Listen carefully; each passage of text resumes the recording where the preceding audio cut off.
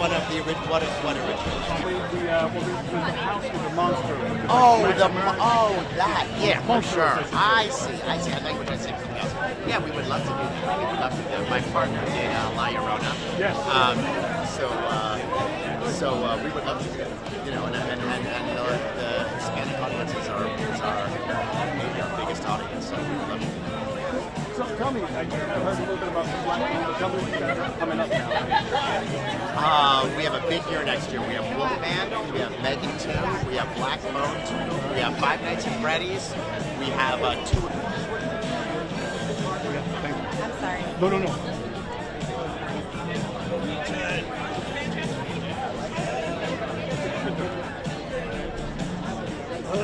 King of horror. King. You're the king. Always something.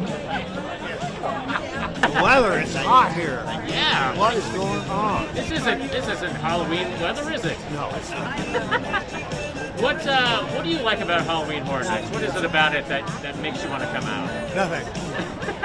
Nothing. Nothing. So they've had many houses based on Halloween. What is it about Halloween Horror Nights that you want to do houses and mazes? Houses? What are you talking about? Well, they call the mazes houses here. I don't want to do those. I'm just showing up. Yeah, but in previous years they've had Halloween. Fine, good. I'm happy for it. Have you been before? No. This is your first time? Yes. So why are you here I'm today? never coming again. What are you working on? What's going on with I've you? got a lot of things going. None of them I'm going to tell you about. No? All right, Doug. All right, have a good one. They electrified the thing here. The jumps are everywhere. The jumps are everywhere. So there's been so many collaborations with you at Halloween Horror Nights. A lot, yeah. This year we have Terror Tram. Terror Tram, yeah. So we have 4 titles in Terror Tram. Black Phone, Megan, The Purge. What is it? Black Phone, Megan, The Purge. Black Phone, Megan, The Purge, and Happy Death Day. I obviously haven't done it yet, but I can't wait to do it. And I love the Terror Tram, so that the idea that it's a full Blumhouse Terror Tram is really fucking cool. What is it about Halloween Horror Nights that makes you want to collaborate? Well, it's really where the movies come to life. I mean, I think one of the first things we did here, I think Insidious might have been the first movie we did here, and it's so fun to see a real-life version of these movies. So I like to do as much as I possibly can with John and his team over here. And what do you have working on next? What's coming out? We got a big year. We have Wolfman, we have Megan 2, we have Black Phone 2, we have Insidious, we have Five Nights at Freddy's, and then we have 2 originals, a movie called Women in the Yard and a movie called Drop. So we got 7 big titles next year. It's going to be our biggest year. So you're getting no sleep. Very little. And then James might be doing Creature from the Black Lagoon. Maybe. I'm hoping. And they have a big year too. You know, he's got The Conjuring, he's got Mortal Kombat, so they have a big year too. How do you think he could do Creature in this day and age? What do you think he has to do? He could do it extraordinarily well. All right, sounds good, man.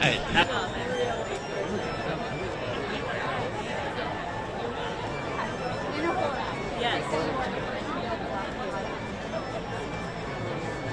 I'd love to see it. Because I think I underestimate, but definitely the monsters lives. Exactly.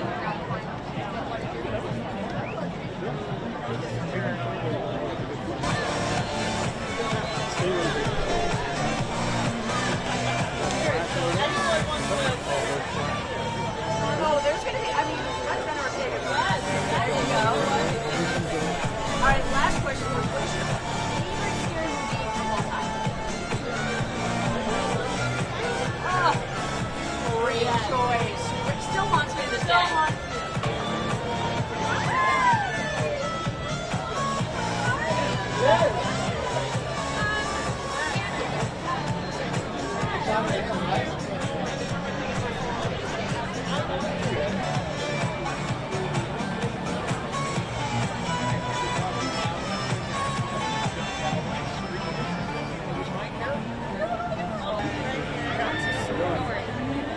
How you doing? Nice to meet you.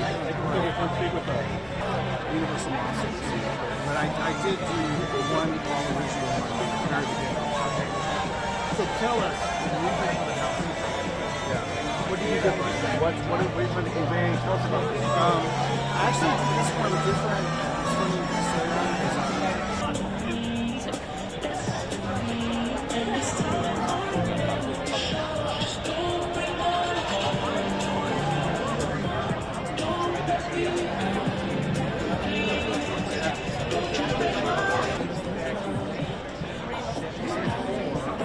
I don't know.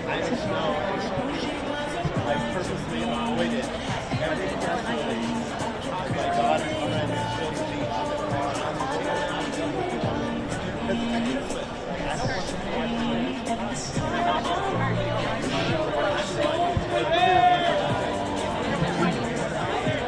I'm gonna like Good? Eli, what do you love most about Halloween? I mean, in California, the 102-degree weather. What do you mean? Reminds me of growing up in Massachusetts. I know Halloween is my favorite time of year. I never. When you're doing a movie, you got take one, take two. All right, that's pretty awesome. Yes. First of all, 50th anniversary of Texas Chainsaw Massacre. That's a pretty big feat. Like to actually be relevant, after 50 years. Yeah. It's like popular as it was back then. Probably even more. What do you think the longevity is of Texas? I think it all comes down to the tool. If it were the Texas Putty Scraper Massacre, I don't think it would have lasted 50 years. But the fact that the chainsaw was introduced by good old Toby Hooper and Kim Henkel 50 years ago, pretty amazing.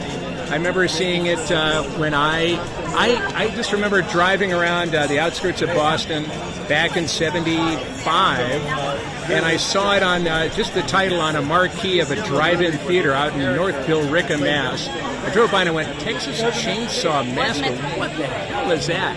And I ended up seeing it in the Combat Zone in Boston on the tail end of a double bill with Enter the Dragon on a Sunday afternoon in a bad part of town, and it just took my breath away, knocked me out. It scared me so much that I ended up trying to see it 5 or 6 more times just so that I could not be so scared of it. And finally in 1986, 12 years later, I ended up getting cast as Chop Top in Chainsaw 2, directed by good old Toby Hooper. And what finally got that fear out of me was joining the family. You can't lick them, join them. And so ever since then, I've loved the Sawyers. I love Chainsaw. Big fan of Gunnar Hansen. And I just wanted, here's my beautiful daughter, Marion Mosley. Hi. Yes, and Marion is also representing. Yeah. So, yeah. Yes. Very nice. Yes. Yeah. Happy So we're birthday. a Chainsaw family. So you mentioned you watched it 5 times.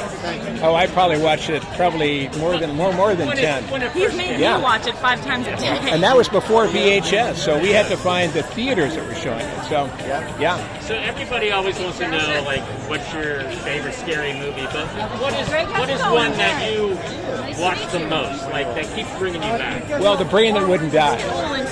But my favorite scary movie has got to be The Exorcist, the original Exorcist. Yeah. What is it about it that brings you back more and more? It's just that supernatural thing, that religious thing, that the devil. I just love it so much. And I'm great friends with Linda Blair. A shout out to her World Heart Pitbull Rescue. I know, it's like seeing this different. And I love her so much, and it's so much fun to be a movie monster and actually to be pals with some of these people. Pals with Leatherface. Well, I'm also his older brother. Pals with Linda Blair. And I just love it. Love monsters, and really glad to be passing that along to the next generation. Have you guys been to Halloween Horror Nights? Oh yeah, I used to make him steal all the tickets so that I could invite all my friends to my birthday. Yeah, at like 7 years old, just scaring all the kids. What is it that makes Halloween Horror Nights you guys love? I think it's the commitment. It's just like this dedication to elongating what is already like such an immersive form, but you're actually putting your body, like you're putting your money where your mouth is. You're actually getting scared. And I love that. It's scary and it's fun, and it's what's also really exciting is how many people come here and love it. Yeah, you're LARPing death. Maybe next year we can have Texas Chainsaw Massacre 2. We've never done the Classic sequel. zombie TV series. All right, get Murdy. Where's Murdy? I saw him around here. I saw him around here. He's around here. Because that was my favorite. We're pals. I love Yeah. that. Thank you. Terrifying. Is there a particular franchise, you're really looking forward to and you've seen it? Texas Chainsaw Massacre. Why? It's going to be. I can just imagine people chasing me down with a chainsaw. You want me to hold it? Sure. That helped me out so much. I'll interview myself. Yes. So, you have a long history with Universal because you were here during the construction of the Walking Dead original days. Yeah. Like, I mean, this is I want to say this is my 16th Halloween Horror Nights, but probably 8 of those was Walking Dead. And I got to work with John Murdy and his team to sort of craft and construct those mazes and Creepshow, and there's been a lot of stuff. But look, this is Christmas morning, man. I don't even know what mazes I'm going to see tonight. I refuse to look at the poster behind me because I want to be surprised. I want it to be a new experience. everybody always asks, like, what's your favorite horror movie of all time? Yeah. What is one that, as we keep viewing, what is the one that, like, you keep going back to? Well, look, I go back and forth between the original Dawn of the Dead and Jaws, because those were the two movies that redirected me into the career that I have now. I mean, my dad's a doctor. I was going to be a doctor, but then I loved movies and I loved miniatures, and I thought, oh, I want to work on like Star Trek and Lost in Space and build models. And then I saw Jaws, and I went, wait, you have guys that can build like full-size sharks. I want to be one of those guys. And then I saw Dawn of the Dead, and I'm like, wait a minute, I want to learn how to do that. So these movies, interestingly enough, the effect that they had on me was it made me want to learn everything that I could learn. And this was before the internet. The only way that you could discover anything about special effects back then was Famous Monsters magazine, and then later Cinefantastique and Fangoria. So you really had to work at it. To be a horror fan, when I grew up, you had to work at it. And you would see every movie and read every article. So now the fact that it's almost a cultural phenomenon now is so rewarding to me, because so many people feel the same way that I felt about wanting to be scared, about loving movies, and celebrating the genre. And would you be a master of makeup? What? I would say one of. There's a lot of them. Not just me. But if you look back on your childhood and the first things that you made, Yeah. like how much was there and how much changed? Oh, it's all different. It's all different. But you know, look, every single person that does what I do bought the Aurora monster models in the 70s and painted them, and then you'd get to the Creature of the Black Lagoon or the Phantom of the Opera and you'd pour shit tons of blood on it, red paint, because you just wanted it to look gruesome and gross. And that really started it for everyone. And then, you know, but nowadays, look, people can 3D print whatever they want. You know, it's kind of wild that you can make anything that you want to make. Whereas back when I was doing it, you know, you had clay and latex and gelatin, and that was kind of it. What's next for Nicotero? We've got more Daryl. We got more dough. We just started shooting. We just wrapped week 2 in Madrid. I flew back from Madrid last night for this, and we're up for an Emmy for Fallout. So I came in for the Emmys, and then we're getting ready to start season 2 of Fallout, and season 3 of Daryl Dixon, and a lot more zombies with Dead City, and yeah, there's a lot of crazy stuff. How awesome is it to work on a video game? Show, because you've got like it's like the comic. Yeah, you have reference. But look, I'll be really honest. I'm not a huge gamer because I think video games sort of hit their peak after I was kind of already past that sort of inspirational stage. So I'm not super into video games, like comic books, graphic novels, that kind of stuff for sure. But you know, now video games are so mind-blowing what they can do that it was a lot of fun. And look, Fallout took a lot. They told me it took a lot of inspiration from The Walking Dead.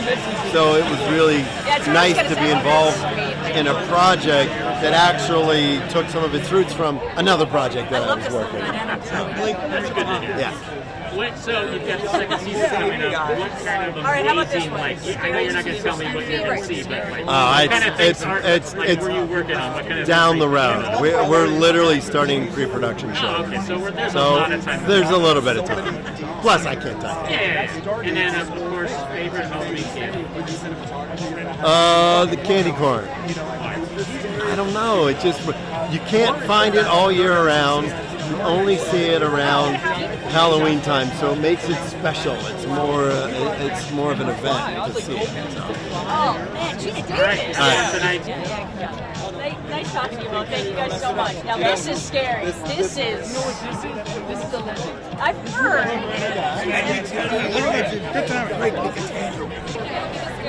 Be careful what you ask for. Yeah, I know, but I was hoping you have to act like you're not scared.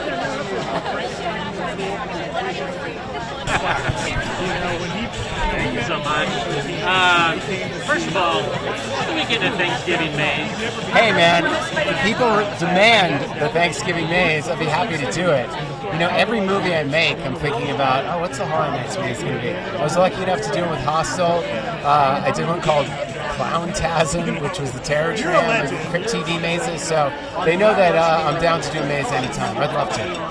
Okay, so we just have to tell John. You got to tell John. Usually bullying and shaming works. I know a lot of negative connotations with that, but it does work in the horror community.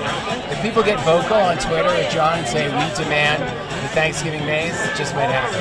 So you were thinking about a maze while you were making it.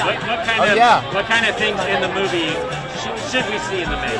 Well, definitely people popping out with axes. I want the dinner scene. They did one that was holidays last year where they had a Thanksgiving scene, but I'd want to have the full roasted human turkey and someone cut in half with a dumpster. There's a lot of great things that we can do. Every death scene that I do, I really photograph it and scan it and LiDAR it so that I think, all right, when we have the design plans for the maze, we'll be able to just turn over everything. That's how I did Hostel. I had original art department designs, original props. I gave them all, and they just replicated them. It was beautiful. Okay, everybody wants to know what your favorite, your scary movie go-to, but what's the one that you return to all the time? Like multiple views? You know, here's the thing. Horror movies are like a great perfume, a cologne, that it's never as potent as the first time you see it. It always loses a little of its power, but when the scare recedes, I always say blood stains your eyes. Like people watch Hostel, they watch it like this. Then they see it again, and then they notice the detail and the design and the humor, and you know, some real random moment becomes your favorite moment of the horror movie. So then you watch it over and over and over obsessively. Like I just rewatched Phenomena, which was a movie I hadn't seen in a long time. It was so good. It's so good. The music's amazing. Giorgio Armani did the costumes. Like, it's Jennifer Connelly at age 15 giving this brilliant performance. Donald Pleasance post-Halloween, and a chimp with a straight razor. It's just amazing. It's so good. And a pool full of maggots. I mean, how do you go wrong? So that's become a recent favorite. I've been playing the soundtrack over and over. But I love the Spanish film pieces. I'll just watch it till the end of time. I'll never get tired of it. Favorite costume as a kid?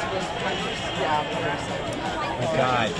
As a kid, there was stuff you could buy that was like a kit you could make, and there was like a monster called Megathor. And it's not from any movie or anything, but it was so creepy and so weird. And I remember it smelled like glue. I probably got sick from the glue, but it was so good. I wore it like 3 years in a row. I wore it until just the damn thing cracked. And favorite Halloween candy? If you got, wow, Reese's peanut butter cups are great, but if you got a $100,000 bar, those things were so chewy they'd last like 45 minutes. So that to me was like striking gold. It was a little more obscure. Awesome. I go all out every year as much as I can. What are you going after this year? The Fiend from WWE, I love Bray Wyatt and like being able to do that costume. Thank you for. Okay, first of all, have you been to Halloween Horror Nights before? I have. How many times? I have been it 6 times. Yes, six. What? And you can look at it. Okay. What makes you like come back? The first year I was so terrified I barely got any sleep. So I was like, I have to get over this. And eventually I started really enjoying the mazes and the props. And last year I was a scare actor at Grizzly Gardens in Santa Rita, and now that's kind of like, I just like being scared now. It's a terrible feeling, but I enjoy it very much. Everybody always asks like, what's your favorite scary movie of all time? But what's the one that has multiple viewings? Like, which one keeps you coming back and you see different things? That's good. You know, call me unoriginal. And maybe you could guess, but it's Scream. The opening scene, I could watch that every single day for a year, and I would never be bored of it. I just keep enjoying it. I love Scream. And favorite Halloween candy? Favorite M&Ms. There's a Costco jar. They don't really give it out because no one gives out Costco jars at Porch. But whenever we go to Costco, I grab it. And that's my jam. M&Ms. Awesome. What maze are you looking forward to tonight? Maze. I'm excited for almost all of them. Actually, all of them. Get rid of that almost. But I'd have to give it Quiet Place. Maybe Ghostbusters, now I think about it. Because they did Ghostbusters before, and they did excellently. So I'm excited to see them continue with the Frozen Empire. Thanks so much. See you guys. It's a parting gift. So, we have a maze based on your movie. Yes, we do. What can people expect from it? Have you seen it yet? First of all, let's not act like this is the most normal thing that happens in my life, that I'm showing up at Universal Halloween Horror Nights to experience a maze based on a movie I directed. I know what's in this thing. I'm really excited because they've actually taken some of the weirder, wildest, most terrifying parts of my film and brought them to full three-dimensional life. I think this thing is actually going to scare some people. I think it's going to create some nightmares, maybe some scars, lifelong emotional wounds that people have to contend with. I'm personally very proud of that. I'm really excited. Good. Lasting impressions. Lasting impressions? No, that's what you're going to give lasting impressions. Hallelujah. Well, that's what I'm in this business for. I'm here to create memories / emotional scars. That's really what this is all about. Have you ever been to Halloween Horror Nights? I went last year. Last year I came as a civilian. I was terrified. It was such a great experience. I came with my daughter, who's a budding horror aficionado, and had the greatest time going through as chainsaw-wielding maniacs came chasing us from behind, trash cans. And the feeling of pure terror that she experienced, grabbing onto my hand, was a reminder of the lasting power of a haunted house. Why we do this, to get thrills and real reactions out of our audience. I love this sort of experience. It reminds me of my start in storytelling. I got started as a 12-year-old creating special effects makeup to try to get the same sort of reaction for people that we trick-or-treated at. So for me, this is right back to the source of why I do what I do. So everybody always wants to know what your scariest movie of all time is, but what is the one that brings you back multiple viewings? Like, not the scariest, but something that you would go back to? I mean, honestly, it might be the same one, because for me, the bullseye was Nightmare on Elm Street. When I saw that in the theater, it broke so many rules of what I expected a film to do. It was truly scary, and I felt like it was like a drug. I kept coming back to it. I had the VHS. I think I had the Betamax, then the VHS. I really wore that tape down. It's a perfect movie. Wes Craven's a friggin' genius, and so I think that's one that always touched me right back. And favorite costume you had as a kid? My favorite one, the one that comes to mind, is I was determined to dress as a ninja. This is real mid-'80s vibes.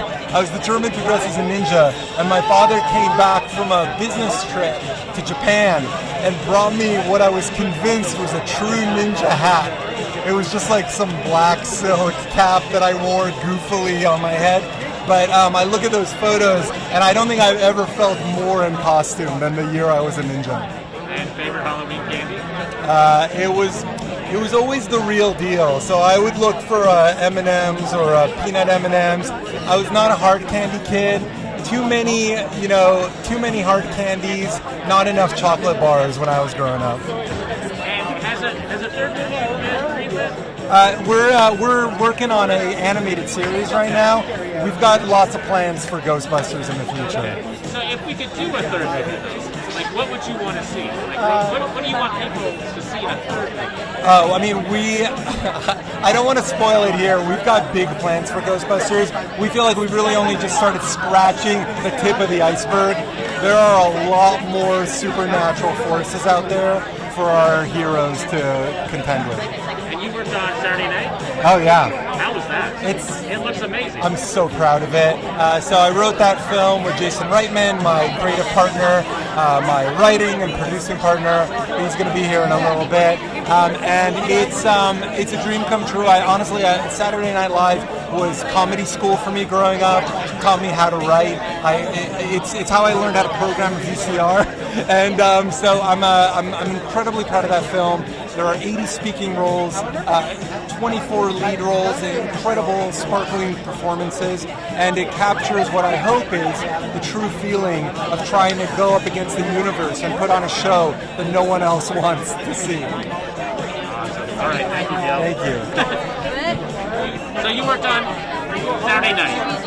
What was it about it that's like so great? So Saturday Night is a film I'm incredibly proud of. We just came back from the Telluride Film Festival where I experienced it bringing the house down in its very first screening. It's a reminder of, for Jason and me, how we learned about comedy in the first place. For us, this was comedy school. We wanted to capture the anarchic spirit of what it took for a group of young comedy nerds to come in off the street and change the face of television. I'm deeply proud of that film. Thank you.